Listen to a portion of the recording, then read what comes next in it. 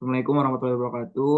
Kami dari kelompok 2 kami membawakan materi yang berjudul Studi Kelayakan dan Rencana Penambahan serta Penambahan Aset Mesin Ice Tube di PT Agronesia Unit Bisnis Sari Petojo.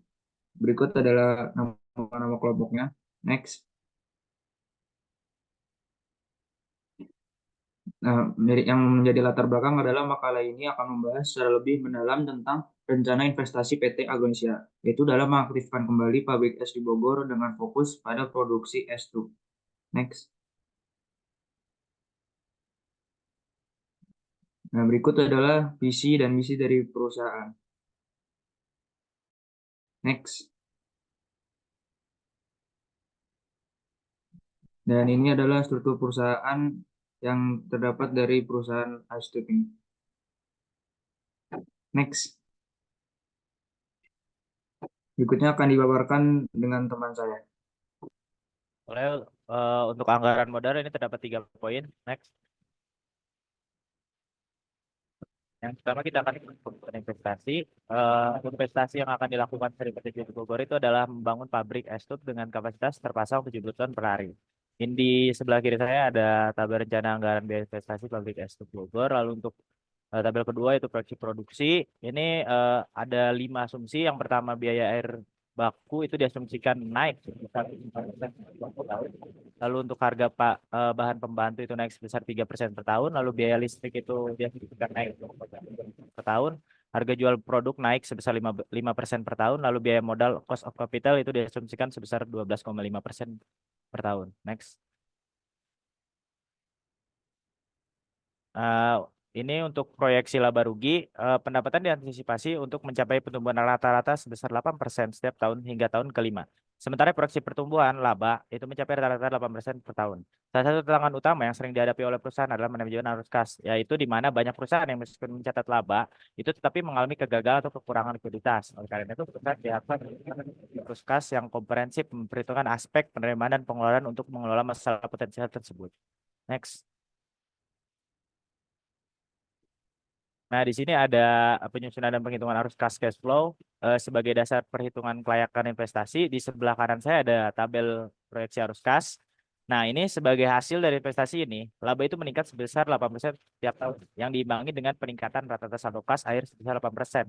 Perusahaan ini menggunakan metode analisis untuk apa? Untuk menganalisis kelayakan investasi ini, termasuk NPV, PBP, dan IRR dan PI.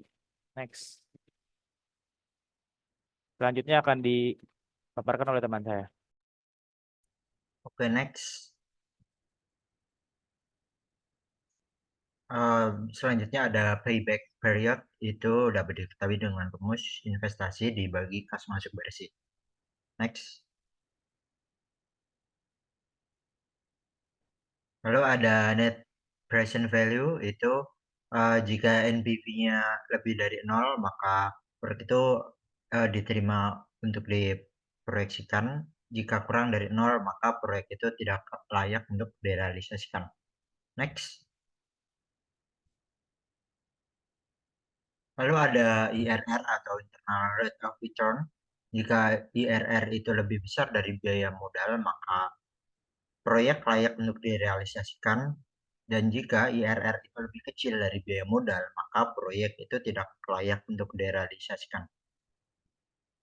Next. Lalu ada Probability Index atau PI.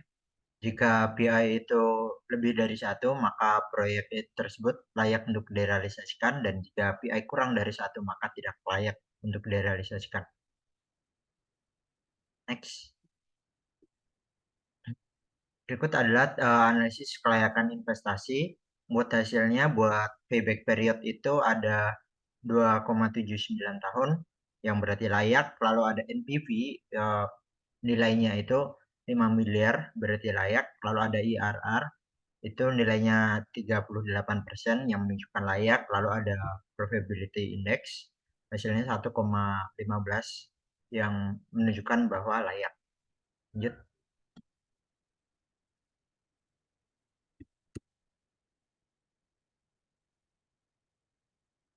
Selanjutnya kesimpulan dan saran. Untuk kesimpulan, proyeksi laba rugi menunjukkan pertumbuhan positif setiap tahun, menandakan potensi keuntungan finansial. Saldo akhir kas meningkat secara signifikan dan menunjukkan kemampuan proyek menghasilkan arus kas yang positif. Analis finansial memenuhi kriteria kelayakan, sehingga rencana investasi ini bisa dianggap layak dilaksanakan. Selanjutnya untuk saran,